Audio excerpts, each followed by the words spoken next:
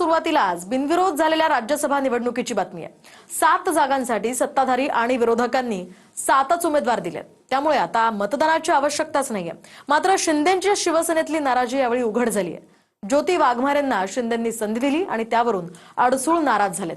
अमित शहांना दोनदा भेटलो तरी सुद्धा शिंदेंनी डावललं असं अडसूळ म्हणालेत। पाहूयात।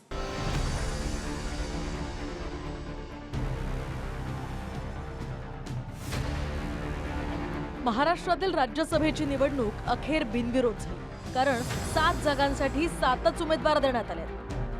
भाजपकडून रामदास आठवले, विनोद तावडे, माया इवनाते आणि रामराव वडकुते हे बिनविरोध खासदार झाले, तर शिंदेंच्या शिवसेनेनं डॉक्टर ज्योती वाघमारेंना संधी दिली। राष्ट्रवादीकडून अजित पवारांचे पुत्र पार्थ पवारांना पहिल्यांदाच राज्यसभेवर संधी मिळाली, तर महाविकास आघाडीकडून पुन्हा एकदा शरद पवारच राज्यसभेवर गेले। या 7 नावांमध्ये शिंदेंच्या शिवसेनेनं सुद्धा भाजपप्रमाणे धक्कातंत्राचा वापर केला। शेवटपर्यंत राहुल शेवाळेंचं नाव चर्चेत होतं, पण ज्योती वाघमारेंना एकनाथ शिंदेंनी संधी दिली।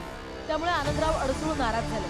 अडसूळांनी मुलगा अभिजित अडसूळांसाठी राज्यसभेचं तिकीट मागितलं होतं। आपण अमित शहांना सुद्धा दोनदा भेटलो तरी एकनाथ शिंदेंनी डावललं असं अडसूळ म्हणाले। ज्योती वाघमारेंना त्या ठिकाणी राज्यसभेची उमेदवारी दिली, त्याने घेतलेला निर्णय आम्ही स्वीकारलेला आहे। आमची नाराजी असायचा काही गरज नाही, पण आम्हाला डावललं गेलं जाणीवपूर्वक, हा विषय आहे ना। नाही, अंधारात वगैरे नाही। मी सातत्याने संपर्कामध्ये शिंदे साहेबांच्या आहे।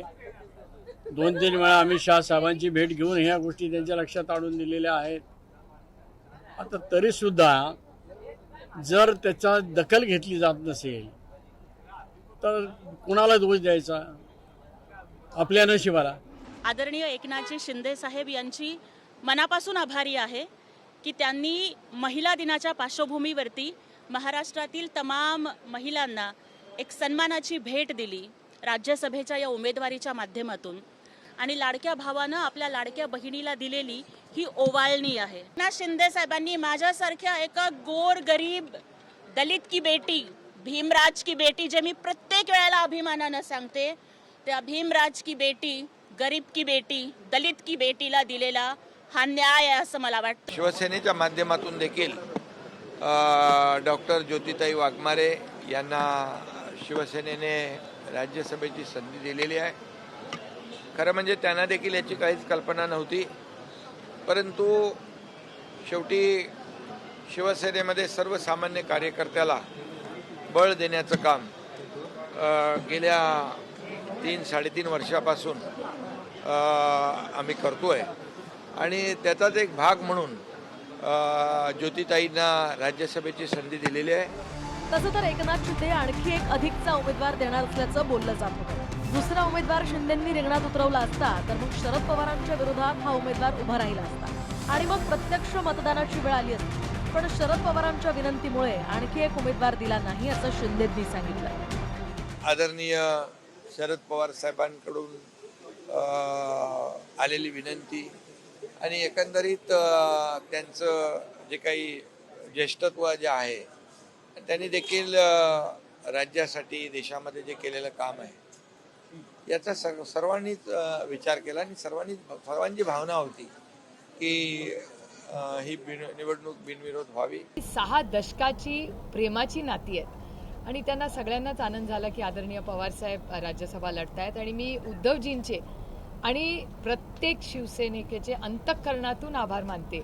आणि योगायोग बघा की 2006 मध्ये मी राज्यसभेत पहिल्यांदा जेव्हा गेले तेव्हा मला अतिशय प्रेमाने, तेव्हा बाळासाहेब हयात होते आणि माझं इलेक्शन बिनविरोध 2006 झालं होतं, आणि आज 20 वर्षानंतर बाळासाहेब आपल्यात नाहीत, पण काँग्रेस पार्टी आणि शिवसेना, आणि आता जे चित्र साधारणपणे दिसतंय की सगळ्यांनीच, महाराष्ट्रातल्या सगळ्याच पक्षांनी एक समंजसाची भूमिका मांडलेली दिसते आत्ता तरी जी काय बातमी येत आहेत, आणि असं दिसतंय साधारणपणे की हे सगळं इलेक्शन बिनविरोध होईल। मी पुन्हा एकदा काँग्रेस पक्षाचे आणि शिवसेना पक्षाचे, महाविकास आघाडी आणि इंडिया अलायन्स, 6 दशकं ज्या सगळ्या लोकांनी आदरणीय पवार साहेबांना जी साथ दिली आज ते सगळे आमच्याबरोबर होते ह्या सगळ्या प्रक्रियेमध्ये.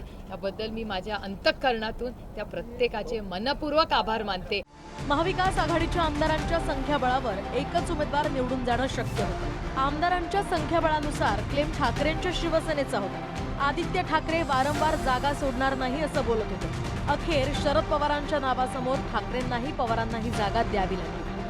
तब्येतीच्या कारणामुळे शरद पवार विधिमंडळात अर्ज दाखल करण्यासाठी आले नाही आणि त्यामुळे निवडणूक अधिकारीच पवारांच्या घरी आले आणि अर्जाची प्रक्रिया पूर्ण केली. तर इकडे अजितदादांच्या राष्ट्रवादीकडून पार्थ पवार सुद्धा राज्यसभेवर बिनविरोध केल्यानं पवार आजोबा आणि नातू एकाच वेळी राज्यसभेवर असतील. दुसरीकडे आदित्य ठाकरे यांच्याकडनं वारंवार ट्विट करण्यात आलं. अहो ही लोकशाही आहे, प्रत्येकाला बोलायचा अधिकार आहे या देशात. संयुक्त सरकार आल्यापासूनचा सुद्धा पवार साहेबांचा अनुभव, केंद्र सरकारमधला कृषी मंत्री असेल, संरक्षण मंत्री म्हणून असेल, राज्य सरकारचा त्यावेळेचा मुख्यमंत्री म्हणून असेल, असा प्रदीर्घ अनुभव. अशा वेळेला पारसारखा एक तरुण राष्ट्रवादी काँग्रेस पक्षाचा सहकारी राज्यसभेवरती निर्वाचित होतो. एक विलक्षण योगायोग आहे की नातं आहे, कौटुंबिक साहेब त्याचे आजोबा आहेत, त्याच्यामुळे आजोबा आणि नातू एका वेळेला राज्यसभेमध्ये असणं हा सुद्धा एक आगळावेगळा एक विलक्षण योग आहे. त्याच्याबद्दलचा आनंद आम्हाला सर्वांना. इकडे भाजपनं पुन्हा एकदा रामदास आठवलेंना राज्यसभेवर पाठवलं. सलग तिसऱ्यांदा राज्यसभेवर खासदार करून केंद्रात मंत्रीही केलं. देशामध्ये आहे नरेंद्र मोदींची आंधी, देशामध्ये आहे नरेंद्र मोदींची आंधी. मग का मिळणार नाही मला राज्यसभेची संधी? त्यामुळे राज्यसभेची संधी मला मिळालेली आहे आणि त्याचा उपयोग मी अत्यंत चांगल्या पद्धतीने करणार आहे. हाऊसमध्ये मंत्री तर मी आहे, पण RPIचा खासदार म्हणूनही मी त्या ठिकाणी आवाज उठवत राहणार आहे. आणि माझा जो फॉर्म आहे, माझा नाव BJPच्या कोट्यामध्ये जरी आला असला तरी BJPकडूनच मी निवडून येणार होतो.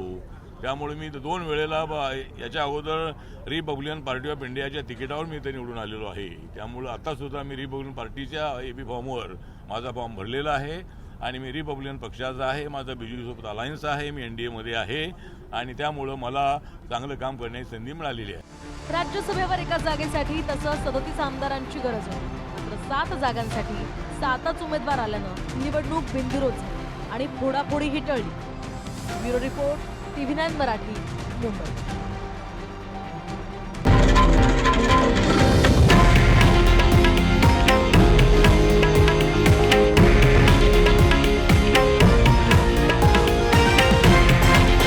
हे आहे देशातील नंबर 1 न्यूज नेटवर्क आणि आपण पाहत आहात TV9 मराठी, एकमेव.